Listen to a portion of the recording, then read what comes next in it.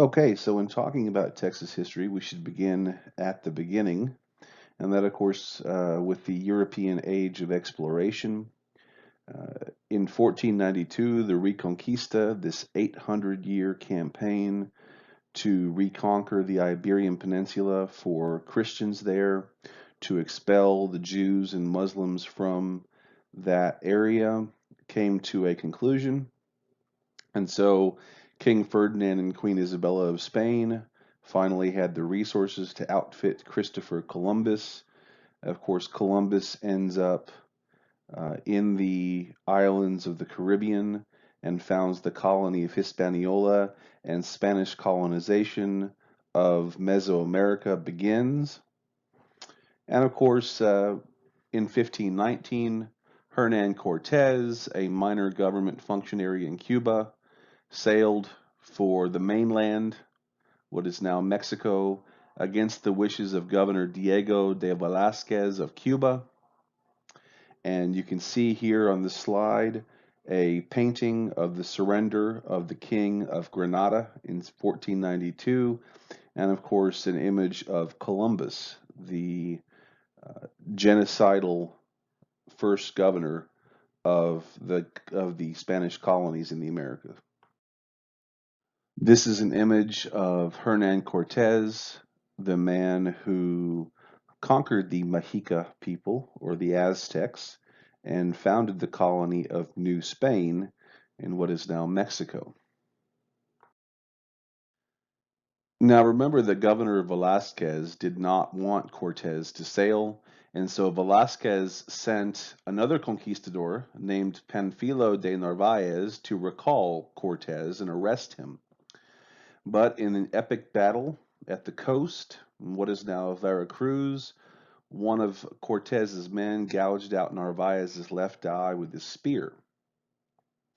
Narvaez returned to Spain, where he complained so bitterly that in 1526 the King of Spain granted him a royal contract to settle a colony in Florida, which at that time embraced all of the Gulf Coast from what is now Florida all the way to the Rio Grande. In 1527, Narvaez set sail from Spain for the Gulf Coast with 600 men and 5 ships, and on this expedition, Narvaez's second in command was Alvar Núñez Cabeza de Vaca.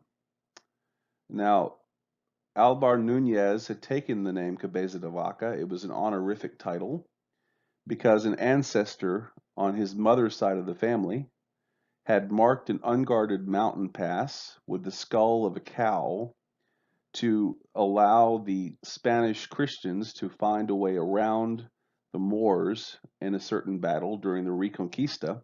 And because of this act of bravery, he had been given the honorific title of Cabeza de Vaca, or head of a cow. And so Alvar Núñez had taken this title, Cabeza de Vaca. Now, Narvaez and his men survived a hurricane and desertion in the winter of 1527 and 28 in Hispaniola and Cuba. They set sail for what is now the west coast of Florida in April of 1528.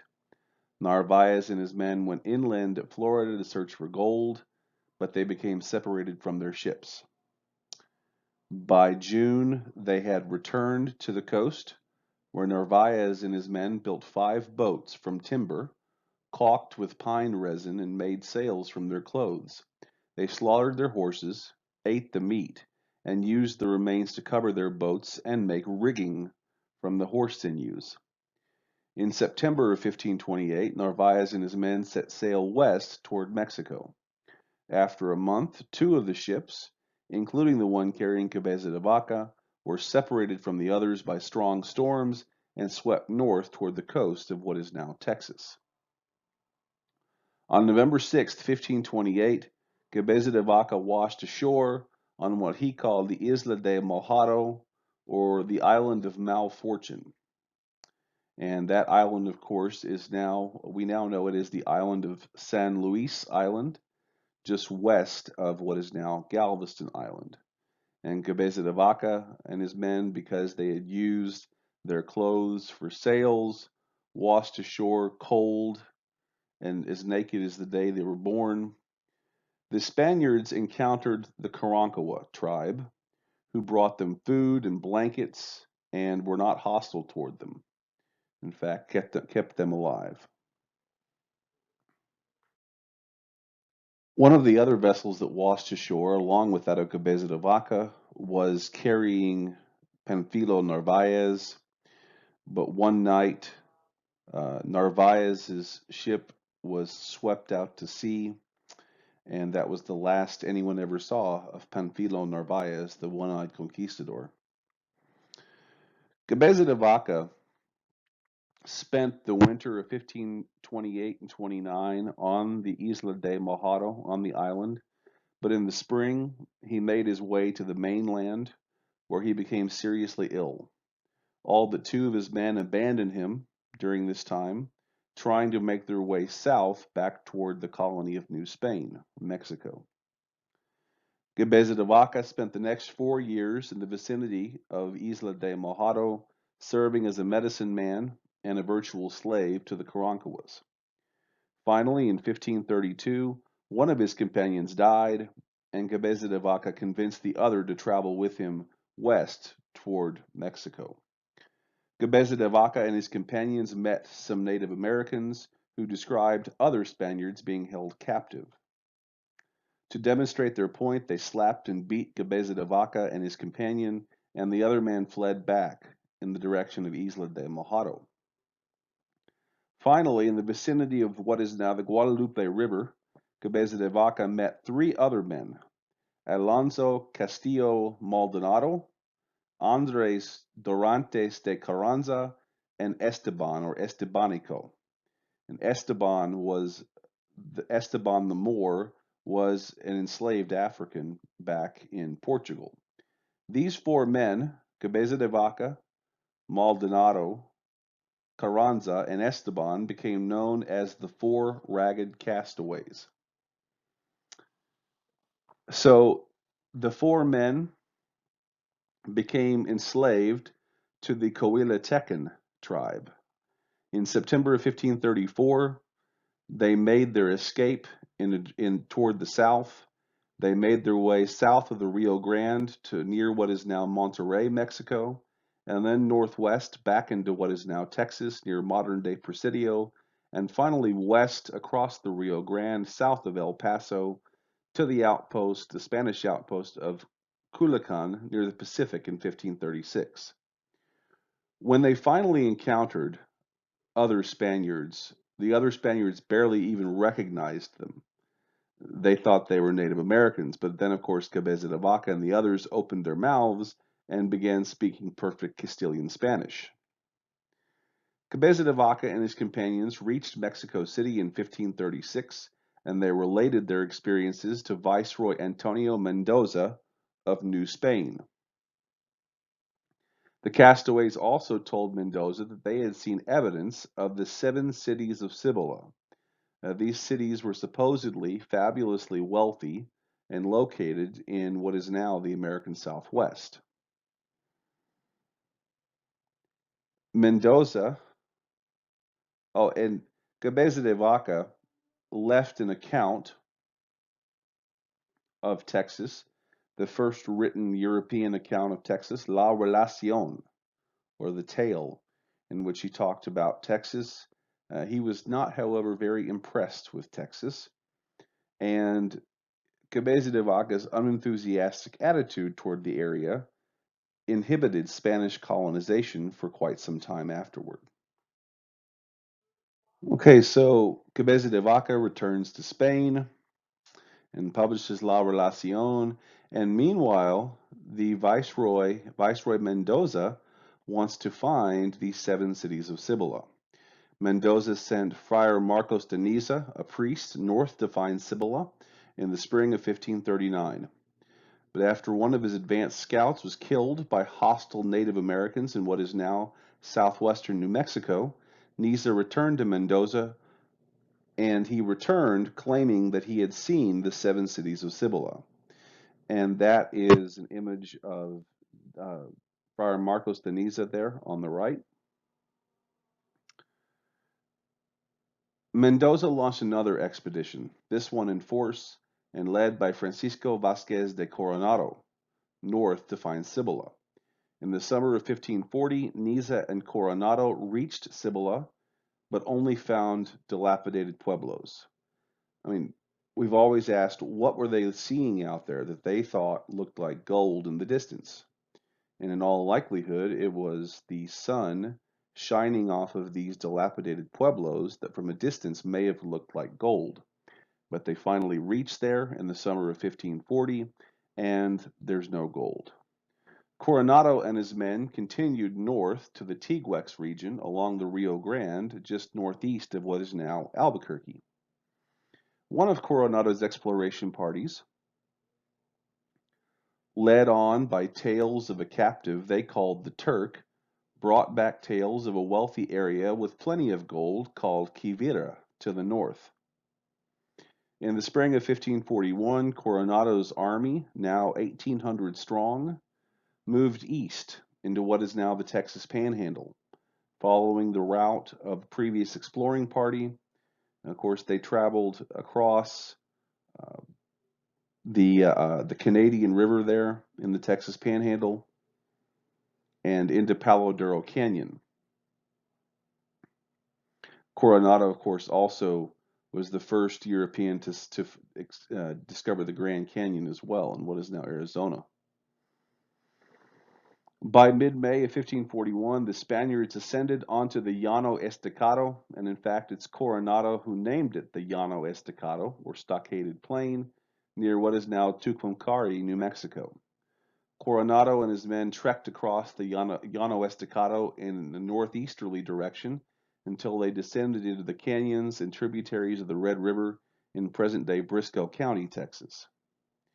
Coronado and his men met the Tayas tribe, who provided guides and helped gather food, but didn't mention anything about Quivira. Coronado and a select group of horsemen continued ahead, while the rest of the army returned to Tiguex to wait. Coronado and his men made their way across the Texas Panhandle and the Oklahoma Panhandle into what is now Kansas, but they never discovered Quivira. And Coronado became enraged with the Turk when they got all the way into what is now Kansas and murdered the Turk. Of course, the joke is that Coronado killed the Turk because he led him into what is now Kansas. But nevertheless, they have found evidence of Coronado's expeditions all the way up into what is now central Kansas. But thus ended Coronado's expedition. When Coronado returned on his way back that winter, they celebrated a fall Thanksgiving festival with the Native Americans in Palo Duro Canyon, and that has led many who believe in Texas exceptionalism to state that the first Thanksgiving between Europeans and Native Americans actually took place in Texas in Palo Duro Canyon in the fall of 1541. And keep in mind, this is 80 years before the more famous Thanksgiving held between the Puritans and Native Americans in Massachusetts. Now, at roughly the same time as Coronado's expedition, you had another Spanish explorer, Hernan de Soto. De Soto gained permission from the Spanish monarchy to settle a huge colony in 1537 within the expanse known as Florida. De Soto landed with 600 men in May of 1539, and he and his men spent the next 3 years exploring the vicinity of what is now the southeastern United States. You can see a map there of De Soto's path, as well as an image of Hernan de Soto. In 1542, De Soto died of a high fever near the Mississippi River, and his men sank his body in the river. His men, then led by Luis de Moscoso Alvarado, moved west, trying to reach New Spain. In August of 1542, Moscoso and his men entered Texas, what is now Texas, east of Atlanta, Texas, in what is now Cass County. They then turned south and traveled through Harrison County to modern-day San Augustine, where he turned west, crossed the Neches River, and continued across the Trinity into Houston County, what is now Houston County. While in East Texas, they encountered a Native American woman who had also been captured by Coronado's men, escaped east, and was then captured by Moscoso. But although she told him about a large group of Spaniards to the west, this would be Coronado's men, he did not believe her. Instead, Moscoso led his men back to the Mississippi River, ending their sojourn in East Texas. You can see here a map of Moscoso and his men and their route through East Texas, along with the old San Antonio Road or Camino de Real. We will talk about the El Camino Real after a little while. Meanwhile, of course, it was not only the Spanish who were attempting to colonize North America. It was also the French. Enter Rene Robert Cavelier, Sieur de La Salle. We'll just call him La Salle. He arrived in Quebec in Canada in 1667 and became a fur trader and explorer. La Salle returned to France in 1674, and 3 years later, he got a trade concession in what is now Western Canada. He developed a plan to build a string of forts along the Mississippi River all the way down into the Illinois country. In the winter of 1682, La Salle traveled down the Illinois by sled and then canoed down the Mississippi in the spring of 1683 to the mouth of the river. There, he claimed the Mississippi and all lands drained by it for France, and he named it Louisiana in honor of King Louis XIV. In 1683, La Salle traveled back to France and convinced the King Louis XIV to allow him to establish a French colony near the mouth of the Mississippi. Louis XIV outfitted La Salle with generous amounts of arms, munitions, and ships. La Salle sailed from France on August 1st, 1684, but he overshot the mouth of the Mississippi by 400 miles and instead landed in what is now Matagorda Bay, Texas, in February of 1685. Now, there are two theories as to why La Salle missed the mouth of the Mississippi. The first is that he intentionally missed the mouth of the river and wanted to expand French influence west into Spanish territory. But the more common theory is that he likely thought the Rio Escondido or Nueces River, which flows into the Gulf at Corpus Christi Bay, was the Mississippi on his maps. But either way, whether it was a defect in his map reading skills or an intentional effort to expand French influence, either way, he ends up in Matagorda Bay. And so La Salle founded a colony at Pass Cavallo at the entrance to Matagorda Bay, but things went wrong from the start. One of their ships ran aground, and the Karankawas began helping themselves to French supplies. Violence broke out, and the Karankawas it left the 200 colonists vulnerable and isolated against the Karankawas. La Salle finally admitted that he had missed the mouth of the Mississippi and decided to move his colony north to Garcitas Creek, 5 miles from Lavaca Bay, until he could find the river. There on Garcitas Creek, he founded a fort named Fort St. Louis. Strangely enough, La Salle led an expedition westward then, and he and his men walked all the way to the Rio Grande in the Big Bend country before returning. In the meantime, the last of La Salle's ships had run aground, and the colonists had no choice other than to seek a land route back to Canada. The fact that La Salle walked all the way to the Rio Grande country furthers my theory that he may have been trying to expand French influence, because he surely knew that the Mississippi was east of him, not west. Nevertheless, in April of 1686, La Salle launched an abortive mission toward Canada that made it only as far as the area between the Trinity and Sabine rivers, inhabited by the Caddo Indians. He then returned to Garcitas Creek. By January of 1687, only 41 members of the colony survived, and La Salle again started toward Canada. His party crossed the Trinity River in March, but in one of the stranger stories in Texas history, La Salle was ambushed and murdered by some of his own men, and they dumped his body into a nearby river, possibly the Trinity River, or possibly the Navasota River. But La Salle was murdered in the woods by his own men near what is now Navasota, Texas. In fact, there is a historical marker there to that effect, but we're not sure exactly where it occurred. Apparently, what happened is that La Salle's men were fighting with their Native American guide over who got the right to eat a deer that the guide had killed. They killed the guide. They were afraid that La Salle would be angry with them, and so they laid an ambush and then murdered La Salle. And that's how the famous Sieur de La Salle, the man who claimed all of Louisiana for the French, ended his life, dead, killed by his own men in the woods of East Texas. Meanwhile, the settlers on Garcitas Creek survived for 2 years longer, but around Christmas 1688, the Karankawas attacked and killed all the settlers except 5 children, whom the Karankawa women took into their homes and then raised. And so meanwhile, the Spanish have heard about La Salle's expedition, and they are not happy.